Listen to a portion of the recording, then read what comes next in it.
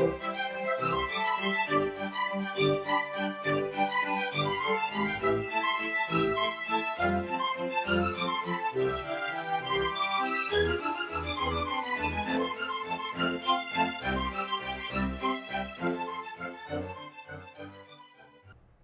to the Secrets of College Planning. I'm your host, Anthony Uva, and today we're going to get some insight into college sports. My guest today is John Mack. He is the athletic director at Princeton University, and welcome to the show. Thank you so much for having me. Happy to be here. Yeah, so John, we usually go through where you went to college, so where'd you go to school? I'm actually a graduate of Princeton University, a proud member of the great class of 2000. Oh, fantastic. So let's just go back in time before we get started into the university itself. In high school, when did it start becoming like, oh, I want to go to college? Is it freshman year of high school, senior year of high school? When did it all start for you?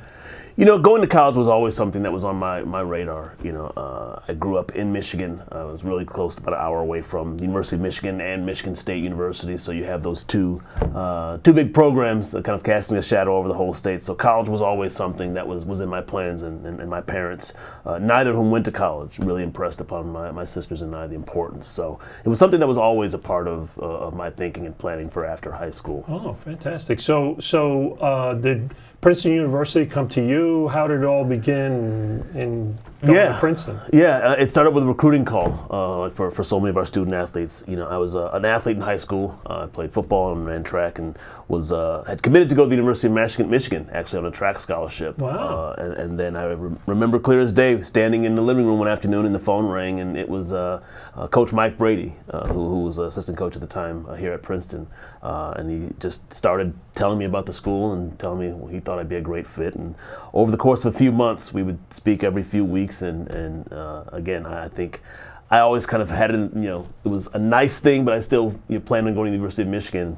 And then he convinced me to come and take a visit. And my parents and I flew out here one weekend. And from the moment I set foot on campus, just fell in love with the place and the people, and have not regretted that once in the last 26 years. Wow, fantastic. So now you're at Princeton University. You're running track there?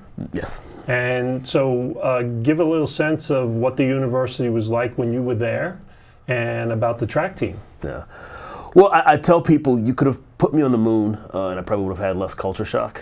I came from a pretty small town. There are a little less than 4,000 people in my town, even though we were about 35 minutes from Detroit. And so Princeton wasn't on the radar, and I don't know that I really knew what I was getting myself into when I got here. And again, I love the people, love the feel of the place, but got here and really, it took me about a year and a half to 2 years to figure out which way was up. I was not prepared for how tough it was academically and the adjustment. And for me, I came in and athletically, had success early on, and I think that really helped to give me a foundation to really believe that this was a place where I belonged. And so even though initially academically I was struggling in ways that I had never struggled with school before, having a sport, having teammates, having coaches who really provided a network for me was incredibly helpful. I still say, the track is my favorite place on campus. It's where I feel the most comfortable and at home. And really through with help of coaches and teammates, I got my footing academically and really learned what it took to be successful here at Princeton, so that by the time I graduated, I felt like I could compete with everyone who was here.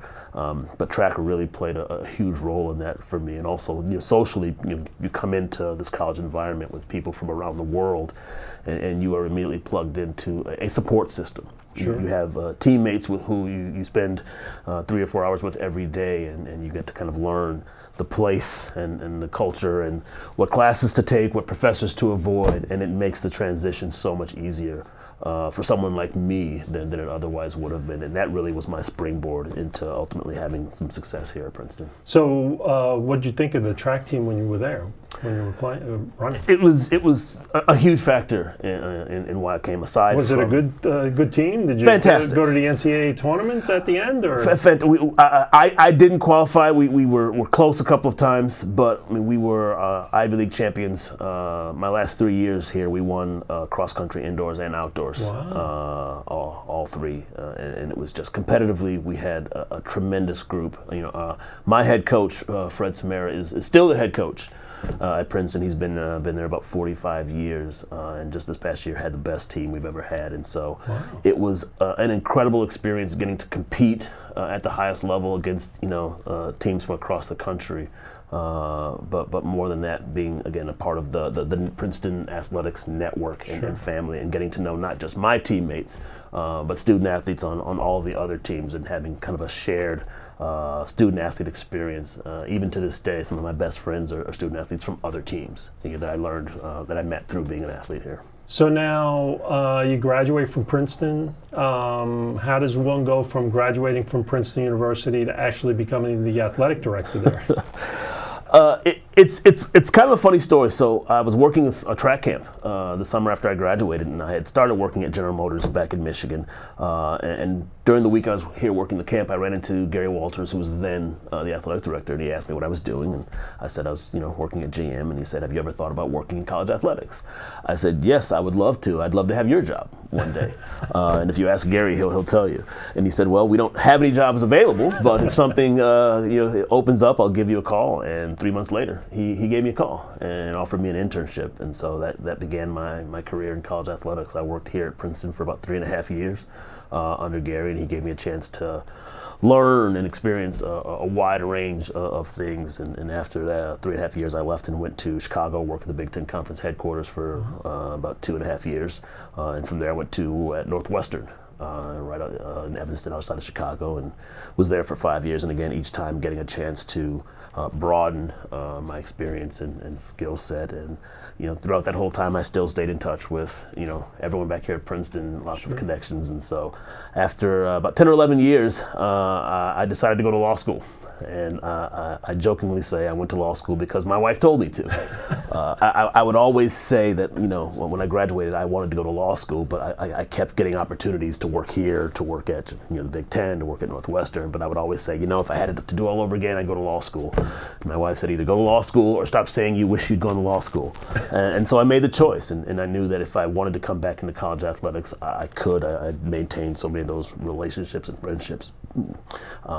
So I went and I practiced law and really had a number of different experiences, big firms, small firms, but again, still kept my eyes on Princeton athletics and again, really a fan of all of our teams and student athletes over the years. And so when my predecessor, Molly, announced last spring that she was leaving, I started getting text messages and phone calls from some people and to see whether or not I was interested. And of course, I was. And it really has just been a dream for me to be able to be back here this last year. Fantastic! I didn't even know that you're a lawyer as well. That's fantastic. I'm as several of us say, I'm a recovering attorney. So now, as the athletic director at Princeton University, what is the role of athletic director? Is it just to handle just the sports, all the sports teams there, or do you do a lot of different things?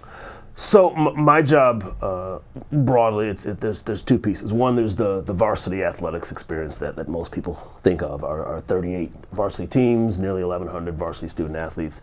The other piece is I oversee campus recreation for all 5,500 students on campus. So club sports, intramural sports, rec sports, you name it, that's under the athletics umbrella. And so I, along with our staff, I oversee all of that. And I take both parts of the job equally important to me as someone who was not just a varsity student athlete, but I played intramural sports, I played rec sports, and so I know the importance and the value that those bring to the campus as well. And so I approach my job as someone who benefited from both sides of our department and try to give other students the same opportunity for a life-changing experience that I had. Now, do you get involved in sponsorships, advertising, all of that as well at the university too? Yeah, we partner with a corporate rights holder, Learfield Sports, who helps kind of manage our corporate partnerships. and when we work really closely with them and a lot of the local businesses to find the right partners for Princeton University and Princeton athletics. But it's really important to us to maintain and to continue to develop a lot of those relationships. And so I have a hand in it. I meet with a lot of with our, not just our current sponsors, but potential sponsors, and talk about the vision for Princeton athletics and why I think we would be a great fit for any company looking to partner with us, but really to be able to share the impact of Princeton athletics on the broader community. Now, is fundraising also part of your job description? Absolutely, absolutely. In any athletic director, there's a level of fundraising, and I have the benefit of being the athletic director at what I think is the school that has by far the most supportive and generous alumni base anywhere in the country. Our alums show up in terms of mentorship, in terms of support, and obviously financially, they go to a great length to support our student athletes and teams. And as an alum, it makes me incredibly proud to know the level of support that we have. And so when I go out and I talk to alums, which I do frequently, it's not just, hello, can you write a check? But really I'm able to articulate the impact that their support makes on our team's ability to travel to certain games, or recruiting, or just the day-to-day experience that our student athletes have, which I think in turn makes our alums feel invested in the program and feel like they're really having a positive impact, and makes them more willing to continue supporting us financially. Now, that brings me to my next question then, is the student athletes recruiting. How does Princeton University recruit? How do they find student athletes for the different sports? What can you tell us? Each coach has their own approach.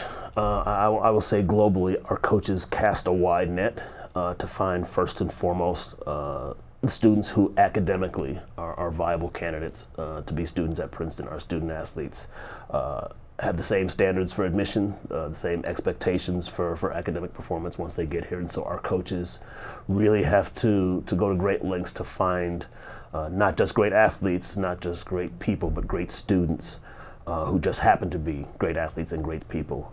And again, we start from recruiting from a much smaller pool because there aren't a lot of student athletes who can get in academically, who can compete athletically, but who also are the kind of person.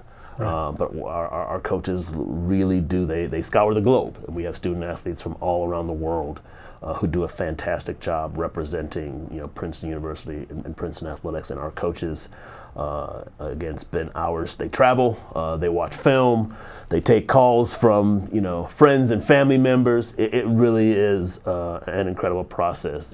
Each student athlete getting to Princeton is its own story, and our coaches do a great job of finding the right people to be here. Now, you worked at Northwestern, so you have a concept of a big Division I type program compared to an Ivy League program, which is also Division I as well.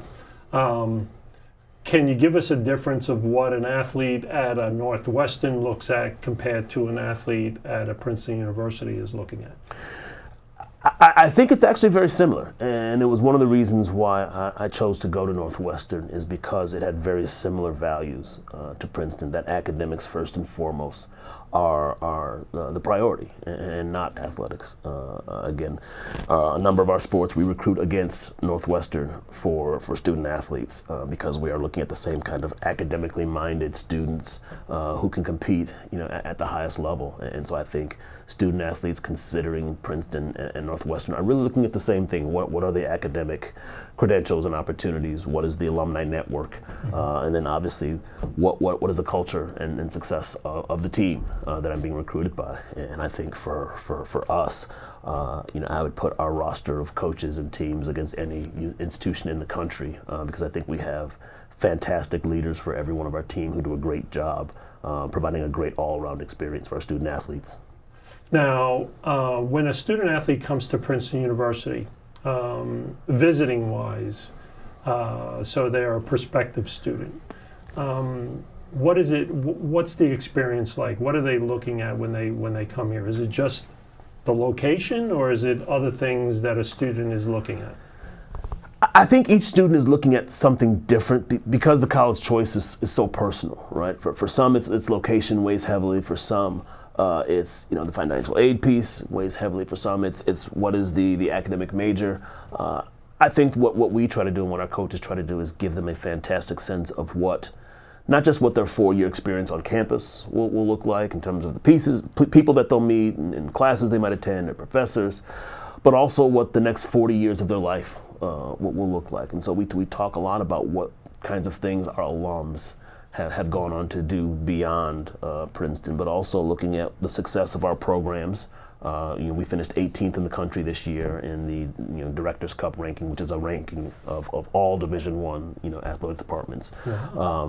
But also look at we have former student athletes who are competing in just about every professional sports league there is. We had a number of student athletes compete and win medals in the most recent Olympics. And so for us, it's delivering the message that when you come to Princeton, academically, every door is open, and athletically, every door is open in ways that I think that there are very few schools in the country who can compete with us in that way.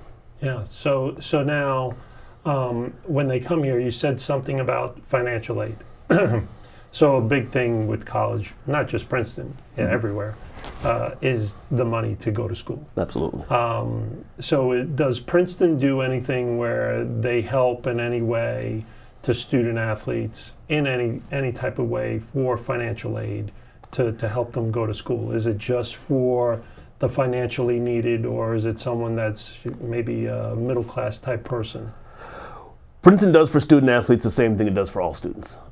It's provide need-based aid. You're admitted based on your credentials, and then the aid is determined based on what you and your family can afford to pay. And so being a student athlete does not afford you any additional consideration, but it gives you the same opportunity that non-student athletes have. We don't give athletic scholarships like most institutions, but in many cases our financial aid program is more generous than what students would get a scholarship at another institution. And so I think the university continues to really invest in meaningful ways to make Princeton affordable for as many students as possible. And I think as someone who benefited from that, I can speak to the fact that for me and for so many people that I know, it was well worth the investment. I was going to go to the University of Michigan on a track scholarship, and decided to turn that down to come to Princeton. And again, I saw the value in investing long term in my education, and it has. I've reaped benefits in ways that I couldn't have imagined. Now, do you consider Princeton University as giving you a benefit of, let's say, networking? Is there a lot more than you would have gotten at a place like University of Michigan? Because they are, of course, a big university with a big network as well. So do you see any difference in the network, maybe? I do, and I think it's primarily in two ways. One, because of the nature of our campus being a relatively small campus of 5,500 students. Here, you spend 4 years walking across campus, constantly seeing people that you actually know, and sitting in class with people that you know, and sitting at the dining hall with people that you know, so you are able to develop really meaningful relationships with a significant portion of the campus community, because you're in such confined spaces, and the fact that over 95% of students live on campus all 4 years really creates meaningful and lasting relationships. That if you're in a school that has 40 or 50,000 students, you just aren't able to do the same way. I think the other piece that I always say is when you come here, you are going to school and sitting in class and eating in the dining hall with people who will be running the world, and it sounds a little bit strange to say, but it truly is when you think about we have multiple justices sitting on the Supreme Court, and the chairman of the Joint Chiefs of Staff of the military, and we have major NFL, NBA franchise owners, and everything in between. You just can't escape the fact that Princeton alums achieve and excel at levels that are just extraordinary, and the ability to come here and develop relationships with those people who are just people. They're your fellow Yeah. students. They're your friends. You being able to look back now, 22 years on my time, it's just extraordinary to turn on the TV and see someone and say, "Oh, I know that person," right? And actually know them having had meaningful experience. And I think that, to me, is just such a tremendous difference for us. There are many places people can go to get a great education. There's great places people can go to have a fantastic social experience and a great athletic experience. I don't think there's anywhere that's going to give you the combination of those three things the way that we do here at Princeton. Now, when a student athlete comes to the university, orientation-wise, is it a big difference between regular admissions at Princeton University and a student athlete coming to Princeton University? Or is it basically everybody all at the same time? Everybody, all first years do orientation together. In the next, the end of August, beginning of September, all incoming first years will go through the same required sessions. We will have one session for first year student athletes that's specific because there are some NCAA and Ivy League rules that they need to be made aware of, but also to make them aware of our departmental resources. But our mission is to give them the same quality of experience that non-student athletes have. Being a student athlete is a subset of your overall Princeton experience, in the same way that being in the performing arts or being in the band is. And at the end of the day, we want them to have access to every opportunity that everyone else on campus has. So we try to be very selective with having specific opportunities for student athletes, largely because the university does such a fantastic job of providing an array of resources and educational opportunities for all the students. So a student athlete comes on campus, they start with everybody else. Can you give me a sense of what the fall student athletes look at compared to the spring student athletes?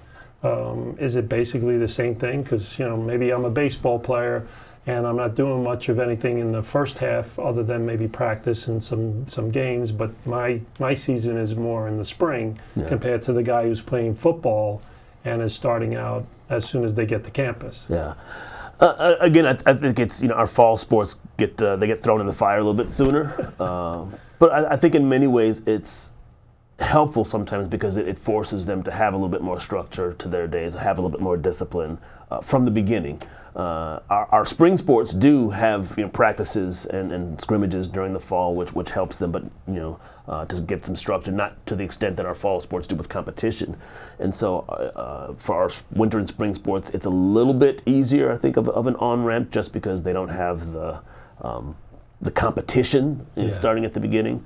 But again, I think if you asked our student athletes fall and spring, they would all say, as a first-year college student, there's so much transition, there's so much change. I don't know that there's necessarily a benefit, to one more than the other. It's just the experience of being a first-year college student. So can you tell me what type of students coaches look for? Is it all just straight A type students? Is that all they look for? Or is it somebody that maybe has a B and is willing to come there? Yeah. I mean, first and foremost, it's about the person.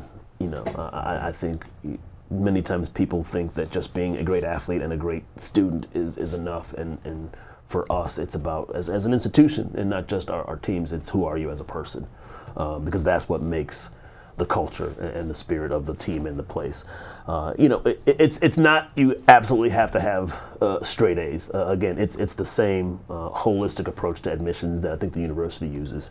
The more A's you have, the better, obviously. Yeah. But I think the university takes a really good holistic view of, can this student, giving their background, giving the grades that they've gotten in the classes that they've taken at the school that they've come from, do we believe that this student can come and thrive here academically? And when the admissions department believes that students can, and I think when our coaches do a great job of finding students who can, I think the process works really well. I think we realize that admission slots are it's incredibly competitive to come to a place. So for a student athlete to not just get in academically, but to be of a caliber athletically and socially, it's a really, really rare thing.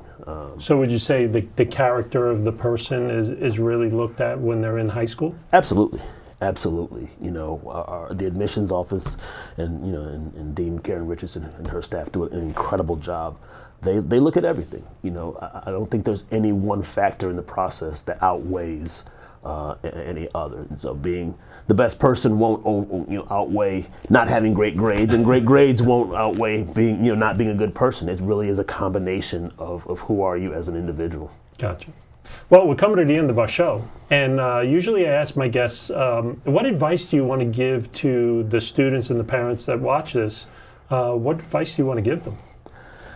I would say think broadly. I think a lot of times when we think about college, we do like I did, and we look up the road at the big state school or something that's local or close.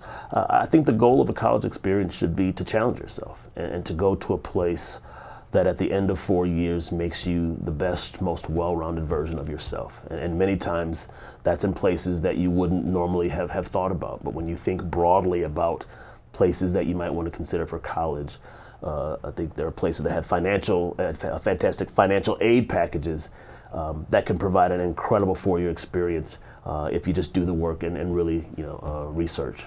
Great. Well, thank you very much for coming on the show. Thank you so much for having me. It's my pleasure.